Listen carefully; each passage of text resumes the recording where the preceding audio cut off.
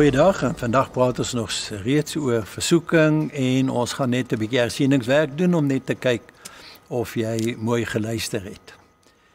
Dit gaan vir ons in Lukas 22, gaan ek dit saamvat, ons het baie gelees daar, maar hier gaan dit oor die inhegtenisneming van Jesus in die eerste plek, Judas wat hom verraai en hom dan inruil vir geld.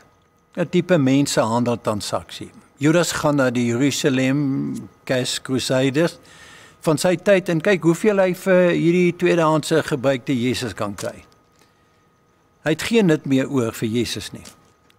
Hy dink daarna, hy het te veel gekry vir die ruiltransaksie en gee die geld terug. Dan gaan pleeg hy selfmoord as gevolg van die transaksie of miskien omdat hy die geld teruggegee het. Judas het ten minste Jesus herken in die tuin, maar hy het nie Jesus se waarde erken nie. Vir hom was Jesus se dood meer waardevol as sy lewe. Die vraag aan ons, waarvoor sal ons Jesus inruil of verkoop? Is dit moontlik 'n versoeking, 'n opsie? Petrus het Jesus wel nie verraai en verkoop nie, maar hy het die versoeking van ontkenning nie vrygespring nie. Petrus was so heldhaftig om Jesus en homself in die tuin te verdedig en die vyand met 'n swaard aan te val, dalk dood te maak. Miskien was hy net bang. By die verhoor van Jesus verander Petrus die held na lafaard.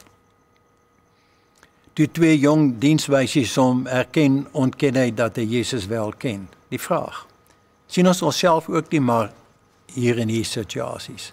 Soms leef ons heldhaftig met durf en wilskrag en selfversekerdheid en ander kere onbeplan gaan ons in ontkenning of bly selfs voortleef in ontkenning.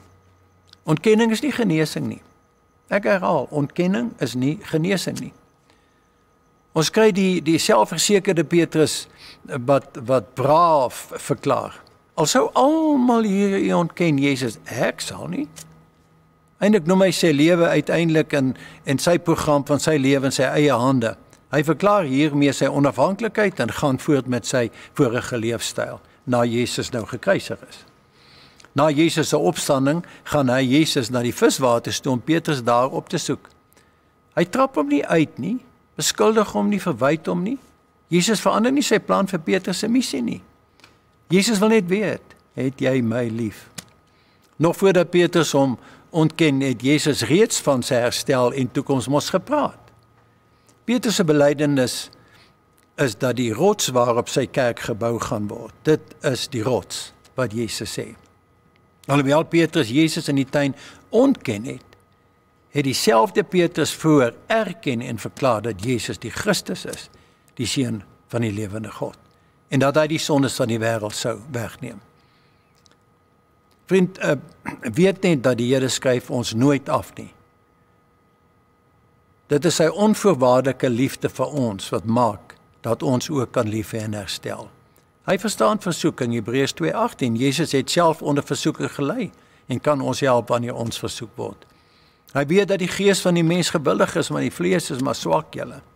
Ons is tog so geneig om toe te gee en om dinge in ons eie hande te neem, dwaase besluite te neem, die Here uit te sluit met woorde soos, hoe kan 'n liefdevolle God dit of dat toelaat? Ek sal self regkom, dankie. Dit het vir Petrus ook gelyk of hierdie Jesus volg ervaring op absoluut niks uitgeloop het nie en hy beheer van sy lewe moet neem.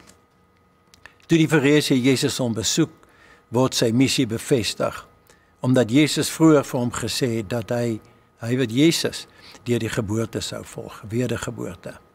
Deur net agter Jesus aan te loop, na hom te luister en oor hom te praat is nie genoeg nie. Dis net deur wedergeboorte wat ons kwalifiseer en ons 'n toekoms kan hê. Dit bemagtig ons om nie net hulp te kry nie, maar ons word ook helpers. Daar is geen rede waarom ons lewe en uitdagings in eie hande moet neem nie. Ja, daar is prosesse, maar ons hoef nie die Here uit te sluit tot alles deur 'n krisis word voordat ons hom deel van ons uitdagings maak nie. Onthou Hebreërs 4. Ons kan met vrymoedigheid altyd genade by God kry. Johannes die Doper was 100% seker toe hy verklaar het dat Jesus die lam van God is. Toe hy in die tronk beland, stuur hy van sy disippels na Jesus en vra, is u die een? of moet ons iemand anders verwag? Moet ek dinge in my eie hande neem? Dalk 'n goeie advokaat kry? Moet liefde, geld, genesing, geluk en voorspoed op ander plekke gesoek word? Sê net, Here. 2 van Jesus se disippels wou dinge in eie hande neem. Hulle wou mense wat nie deel van hulle kring was nie en Jesus sleg behandel het met vuur uit die hemel uitbus. Is ons dan vermetel of eenvoudig oningelig en onkundig in ons harte so dwaas, hard en onbedagsaam? Is ons dalk verwaand en oorskat ons dalk nie ons vermoëns en insigte nie? Kan dit wees dat ons nie die skrifte glo wat sê, God is ons helper? Efesiërs 1 vers 3, wat verklaar dat ons geseën is met alle geestelike seëninge in Christus. Romeine 8:32, hy wat self sy eie seun nie gespaar het nie, maar hom vir ons almal oorgegee het. Hoe sal hy nie saam met hom ons ook alles genadiglik skenk nie? Wat mis ons dat ons in ontkenning wil leef en dinge in ons eie hande wil neem en self planne wil maak? In Markus 8:34 sê Jesus, wie agter my aan wil kom, moet homself verloon, sy kruis opneem en my volg. Dis hoe jy jou lewe red. Ons moet sê, ek ken myself nie. Die probleem lê by ons en nie by Jesus nie. Deur ontkenning te leef, red ons nie ons lewe nie. Sterf eenmal aan jou kruis. Sterf jou hoogmoed, jou trots en onvergewensgesindheid af.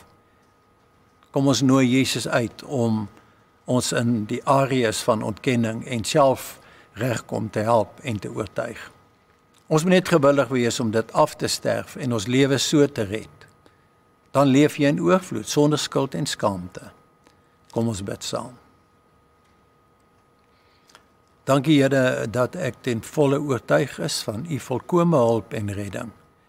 Ek bly en glo in u woord dat ek u waarheid kan leer ken en waarlik vry kan wees, om voluit te lewe sonder skuld en skaamte. My hele lewe behoort aan u. Amen.